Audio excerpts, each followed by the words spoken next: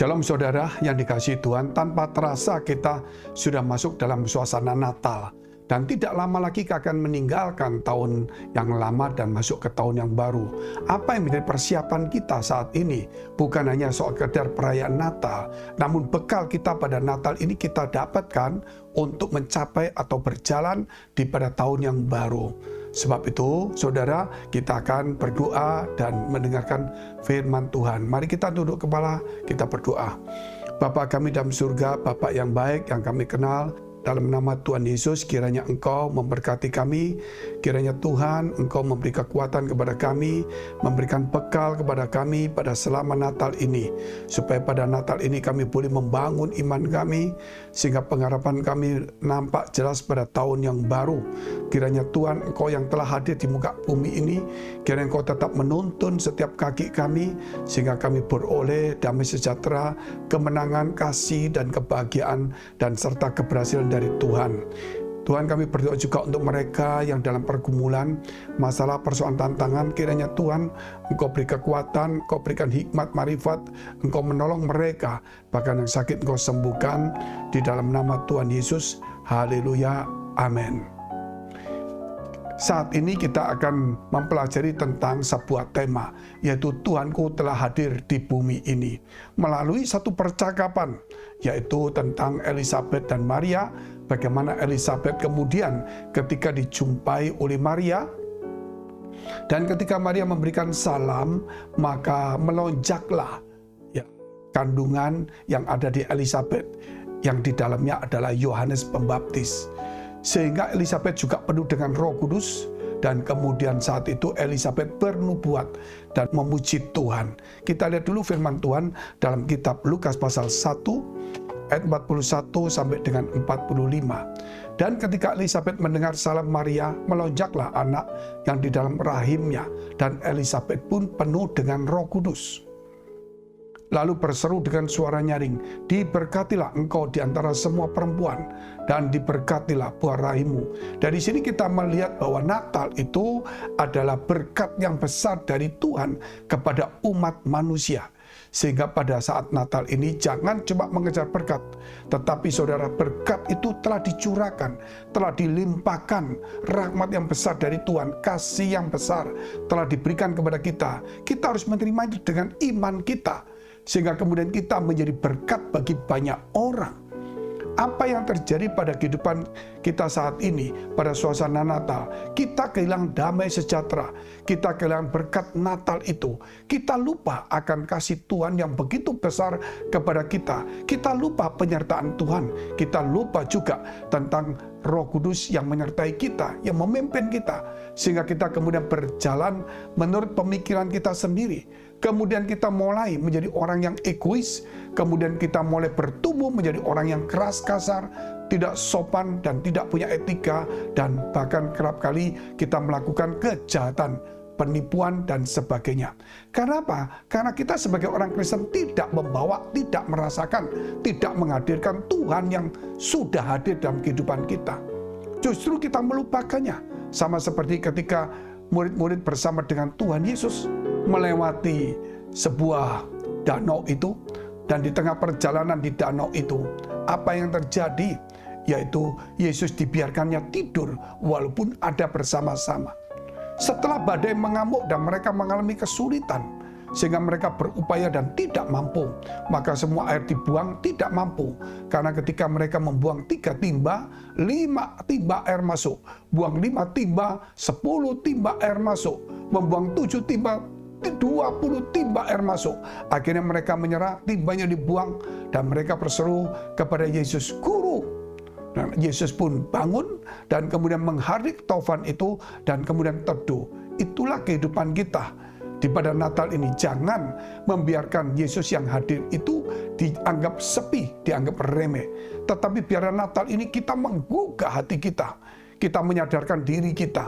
Kita membangun iman kita. Kita menyimpan bekal perjalanan kita untuk tahun yang baru bersama dengan Yesus. Kita coba menyimpan di dalam hati kita benar-benar bahwa Tuhan menyertai kita. Berkatnya sudah menyertai kita. Kasihnya yang besar, perhatiannya ada dalam kehidupan kita. Sebab itu jangan lagi dalam kehidupan kita kekhawatiran. Mari kita baca ayat selanjutnya, yaitu 43. Siapakah aku ini sampai ibu Tuhanku datang mengunjungi aku? Inilah saudara, di mana Elisabet ketika dia penuh dengan Roh Kudus, ketika anak dalam kandungannya melonjak girang, ketika Elisabet penuh dengan Roh Kudus, apa yang dikatakan oleh Elisabet? Bahwa dia melihat Maria adalah ibu dari Tuhan Yesus Kristus. Jadi Yesus itu adalah Tuhan. Sampai Elisabet pun mengatakan, siapakah aku ini sampai ibu Tuhanku? Padahal Maria itu sanak kerabat yang boleh dibawakan masih di bawah daripada Elisabet. Bahkan Elisabet itu istri dari imam besar Zakaria. Sampai Elisabet itu menyampaikan itu bukan dari dirinya sendiri, tetapi dari Roh Kudus yang sedang mengurapi, yang memenuhi dia. Sehingga kata-katanya itu bukan kata-kata dia, tetapi kata-kata dorongan dari Roh Kudus. Sampai dia berkata bahwa Maria adalah ibu dari Tuhan itu. Walaupun Maria itu bukan berarti ibu Allah, tetapi dia itu diizinkan dan diberikan berkat oleh Tuhan, dikarunia Tuhan, sehingga boleh melahirkan Yesus yang adalah Tuhan itu turun ke dunia.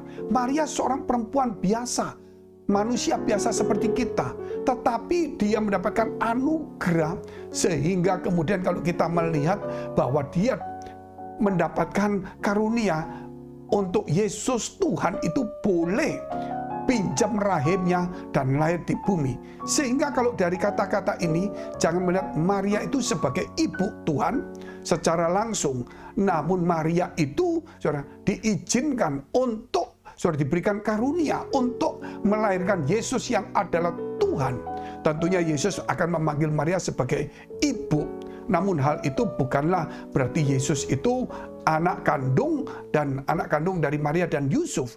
Namun itu adalah dari Roh Kudus. Oleh karena itu saudara, pada Natal ini mari kita membangun iman kita. Jangan sampai saudara kita lemah. Sehingga boleh dikatakan bahwa Natal ini Tuhan telah hadir di muka bumi ini, yaitu Yesus Kristus. Jangan sampai saudara iman kita mendengar kiri kanan omongan dunia seperti Adam dan Hawa. Ketika mengizinkan iblis untuk bicara, maka imannya pun goyah. Sebab itu jangan apa yang sudah firman Tuhan katakan kita simpan di dalam hati. Mari kita lihat terus ayat selanjutnya 44 dan 45. Sebab sesungguhnya ketika salammu sampai kepada telingaku, anak yang di dalam rahimku melonjak kegirangan. 45. Dan berbagailah ia yang telah percaya, sebab apa yang dikatakan kepadanya dari Tuhan akan terlaksana. Berarti di sini kita melihat bahwa apa yang disampaikan firman Tuhan sejak zaman para nabi-nabi, bahkan malaikat Gabriel yang menyampaikan kepada Zakaria maupun kepada Maria, semuanya terjadi.